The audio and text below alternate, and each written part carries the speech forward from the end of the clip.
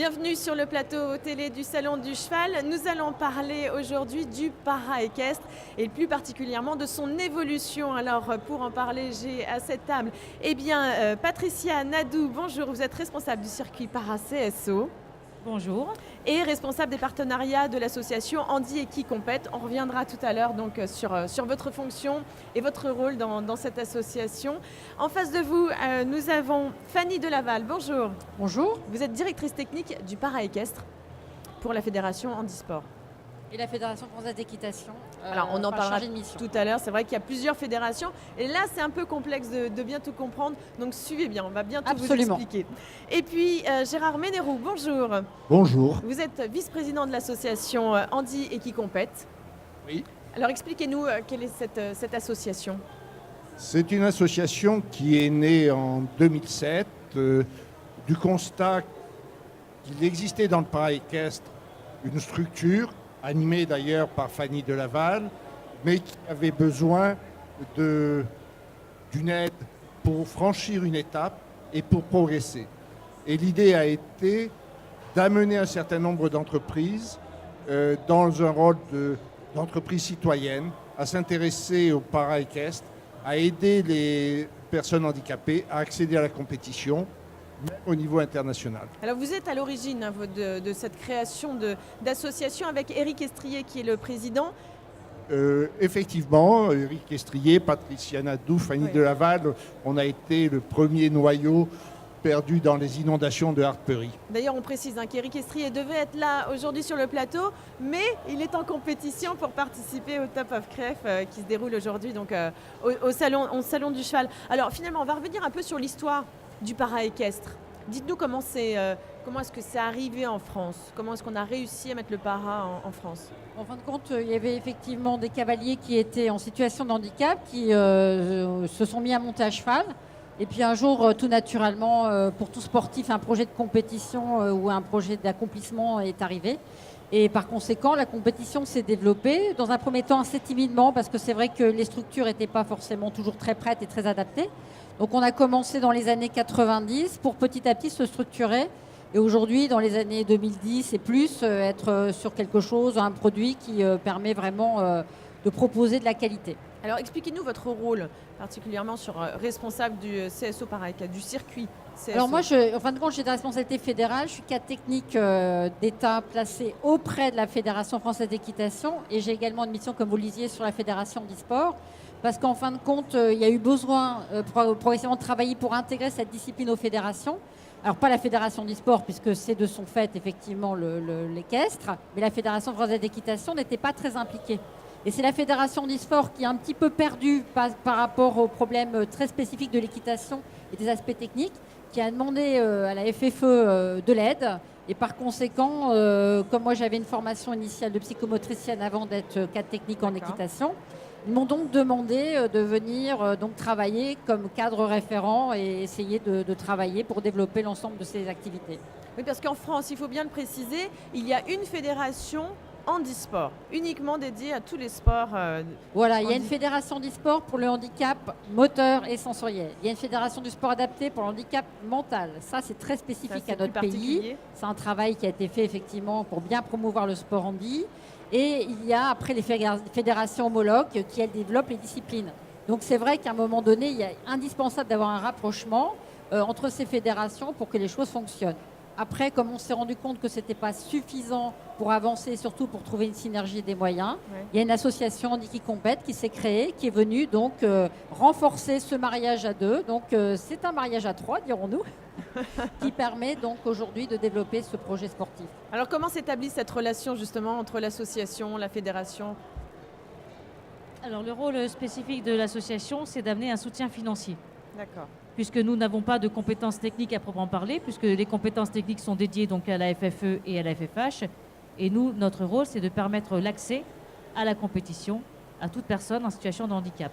Ça, c'est bien spécifique. Et pour accéder à la compétition, il faut des moyens. Que vous essayez de chercher, puisque vous Voilà. êtes responsable des partenariats.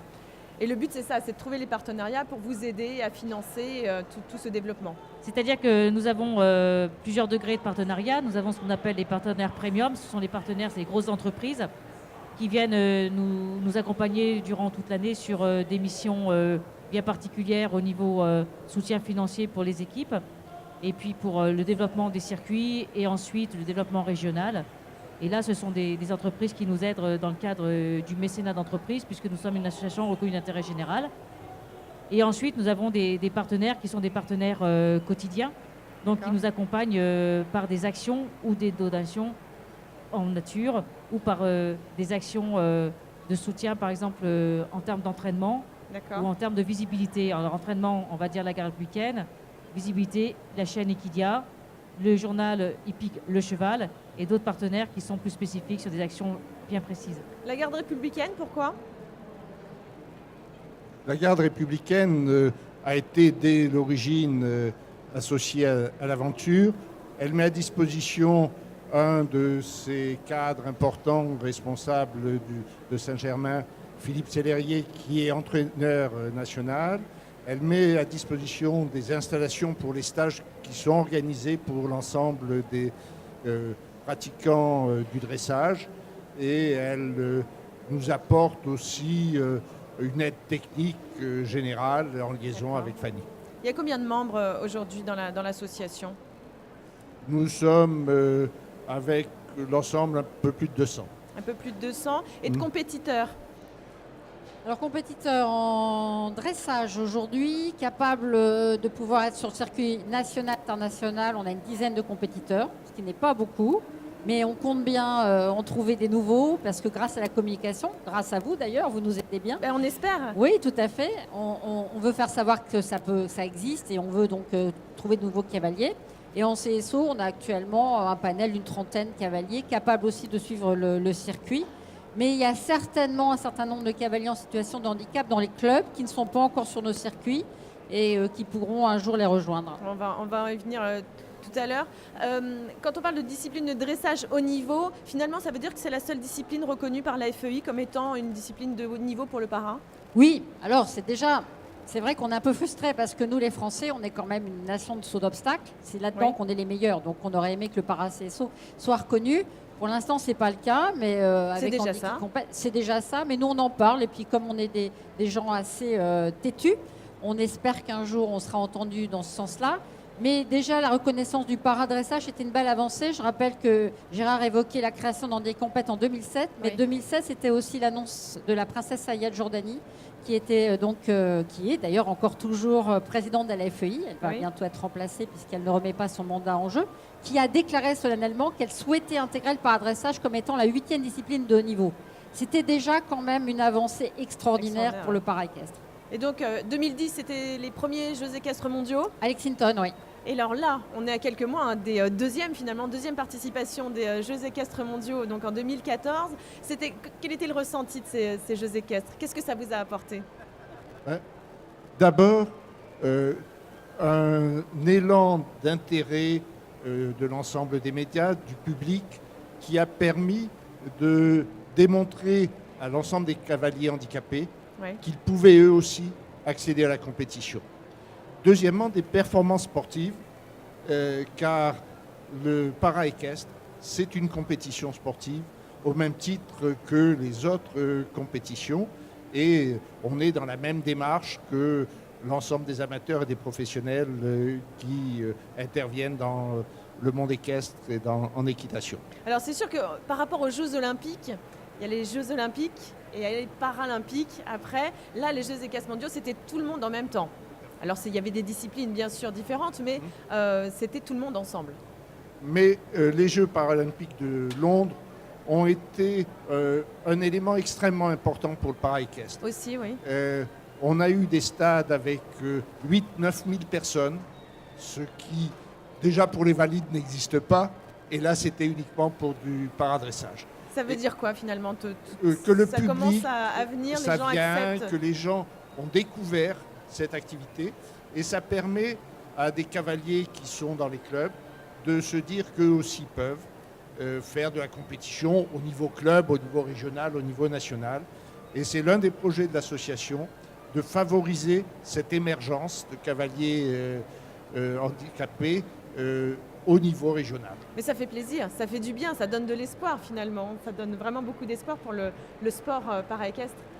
Ce qui est important, c'est de dynamiser et surtout de permettre à toute personne en situation de handicap cavalière d'avoir envie de réaliser son rêve. Parce que tous les enfants ou toutes les personnes adultes, c'est déjà plus complexe, mais un enfant qui arrive dans un centre équestre, il va avoir envie de ressembler à son idole. Et son idole, ça va être un cavalier de saut d'obstacle, un cavalier de dressage, un cavalier peut-être d'endurance. Et automatiquement, il faut aussi permettre ce rêve à des enfants qui sont en situation de handicap. Ils doivent vivre la même chose, ils doivent vivre leur rêve et ils doivent pouvoir accéder aux compétitions au même titre que les autres, donc en régional. Donc c'est pour ça qu'on aide les organisateurs régionaux à mettre des compétitions en place. Ouais. Ensuite, à l'instar des valides, une fois qu'ils ont progressé à un niveau club, ils passent au niveau amateur. Et puis s'ils sont encore plus performants, ils passent à un niveau pro sans être professionnels de l'activité. Donc le but du jeu, c'est d'avoir de l'entrée dans le centre équestre jusqu'au haut niveau des cavaliers qui peuvent se permettre de vivre leur rêve et de pratiquer la compétition. On va y revenir dans un instant justement sur ce sujet, sur l'évolution des clubs et les critères et tout ça. Juste avant, je vous propose de regarder un petit sujet que la FFE TV a réalisé. C'était Les yeux dans les bleus, c'était à l'occasion des Jeux équestres mondiaux, en tous les cas juste avant les Jeux équestres mondiaux. On regarde ça tout de suite.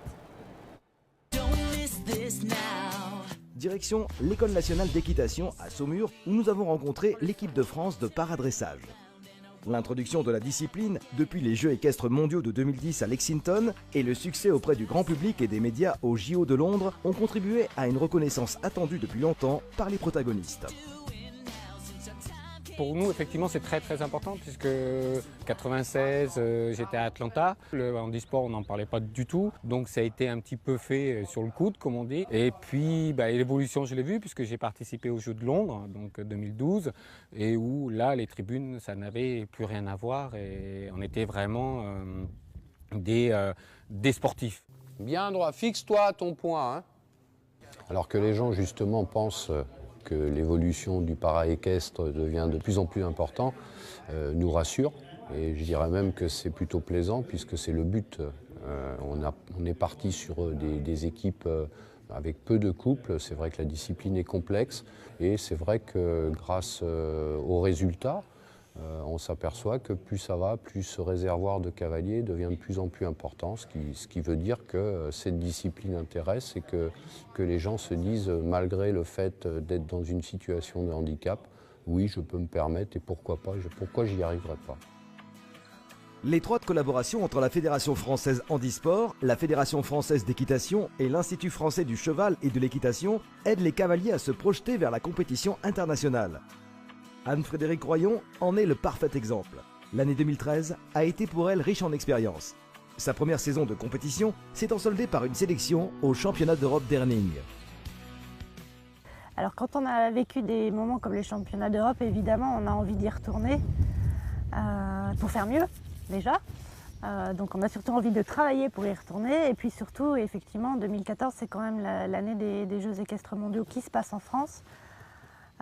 Donc on a tous très envie d'être présents parce que c'est une occasion à ne pas rater, quoi.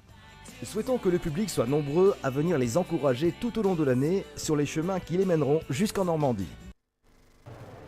Alors voilà, c'était un reportage de la FFE TV donc qui a suivi les cavaliers juste avant d'arriver aux Jeux équestres mondiaux. Alors justement, on parlait tout à l'heure d'ailleurs dans le reportage ils le disent, d'aider les compétiteurs à se projeter dans la compétition internationale. Comment est-ce que ça se passe ? Il y a un programme sportif arrêté par la FFE, la FFH, auquel nous contribuons dans nos capacités. Et cette saison est suivie par l'entraîneur national que l'on vient de voir, Philippe Célérier, par Fanny, par nous-mêmes. Il y a des stages qui sont organisés, que l'association finance.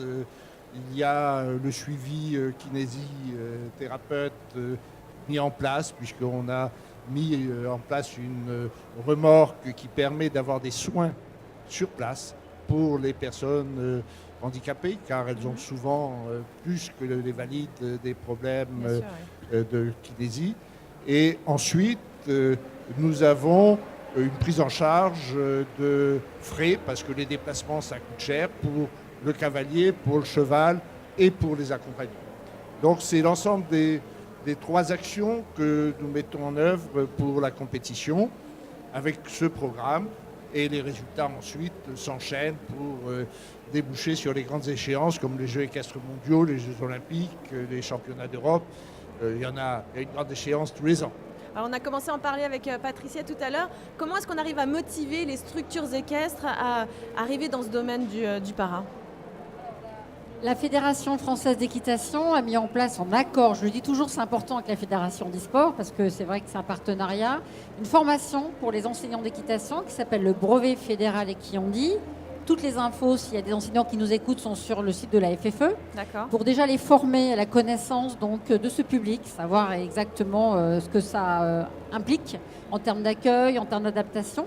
Donc ça, c'est la première chose. Et puis après, on travaille avec l'association des compètes. Patricia est très active là-dessus aussi, à créer un circuit de club, para-club maintenant, pour permettre à des cavaliers de mettre un premier pas dans la compétition de plus petit niveau et se former progressivement au meilleur niveau. Donc un vrai travail d'information des clubs, des enseignants et un début donc, de compétition club. D'accord. Et pour les cavaliers, parce que vous disiez tout à l'heure que vous cherchiez finalement à motiver aussi les cavaliers. Comment est-ce que vous arrivez à les motiver à venir, de passer de leur situation de handicap à devenir cavaliers? En fin de compte, je pense que le fait de monter à cheval, c'est souvent en fin de compte un fantasme, c'est peut-être un grand mot, mais en tout cas un désir. On se rend bien compte que beaucoup de personnes, si on fait un micro-trottoir, ont envie d'approcher le cheval, monter à cheval. Tout le monde ne peut pas réaliser ce rêve. Mais pour des cavaliers en situation de handicap, parfois ça peut être encore plus enfoui parce qu'ils doivent se dire mais non, ça ne va pas être possible, c'est trop compliqué, j'y arriverai pas, etc. Donc ce qui est important, c'est déjà leur montrer que c'est possible. Donc effectivement qu'on peut les aider, les accompagner. Et après, sur le haut niveau, c'est sûr qu'on a vu sur le reportage, la motivation, comme le disait Patricia, elle est comme les valides. C'est d'entendre une Marseillaise, c'est de monter sur un podium, c'est de représenter son pays. Parce que nous, on fait partie des équipes et même pour l'encadrement, c'est des moments très forts sur le plan émotionnel. D'accord, donc oui, pardon. Oui, d'autre part, je dirais que les réseaux sociaux, nous sommes très présents sur Facebook, Twitter et autres, de façon à faire savoir. Car pour atteindre des jeunes aujourd'hui, on ne peut pas se contenter uniquement du papier ou des grandes chaînes télé ou d'Equidi Life ou des reportages comme ici. Il faut aussi être présent sur les réseaux sociaux et c'est ce que nous faisons. Et moi, je voulais rajouter aussi que durant les Jeux équestres mondiaux, on a eu quand même un accompagnement exceptionnel de la part de la chaîne Equidia qui nous a offert tous les jours un plateau en direct, donc de 19h à 20h que j'animais avec une cavalière qui s'appelle Céline Gerny, qui est une cavalière paraplégique. Et cette audience a permis vraiment de toucher au plus profond, on va dire, le cœur des personnes qui étaient totalement en dehors de la connaissance du monde du para-équestre. Et certains cavaliers ont pris leur courage et ont contacté l'association. Certaines personnes qui étaient totalement en dehors, mais insensibles, parce qu'il y en a aussi, oui, bien sûr. Ils ont réalisé que c'était une vraie discipline avec des vrais sportifs capables de faire des vraies belles choses à cheval. Oui. Et automatiquement, depuis les Jeux équestres mondiaux, on a eu je dirais une dizaine de contacts. Ils sont en train de se conclure actuellement. Voilà, donc il y a des cavaliers, il y a des propriétaires. On a eu une mise à disposition d'un cheval grâce aux Jeux équestres mondiaux. Quelqu'un qui a vu le reportage, qui m'a appelé et je ne comprenais pas trop au départ, j'étais tellement surprise. Et il a mis son cheval à disposition parce qu'il nous avait vu à la télévision, il ne connaissait absolument pas le para-équestre. Donc, tous ces événements, finalement, vous avez profité de l'élan des Jeux équestres mondiaux. Donc là, on va essayer de profiter de l'élan du Salon du Cheval pour venir, parce qu'il y a une compétition qui se passe ici sur le Salon du Cheval. Merci à tous les trois d'être venus pour nous parler de vos projets qui sont très forts, qui nous donnent beaucoup d'espoir. Merci à tous. Et puis, nous, on se retrouve pour une nouvelle émission dans quelques instants. À très vite.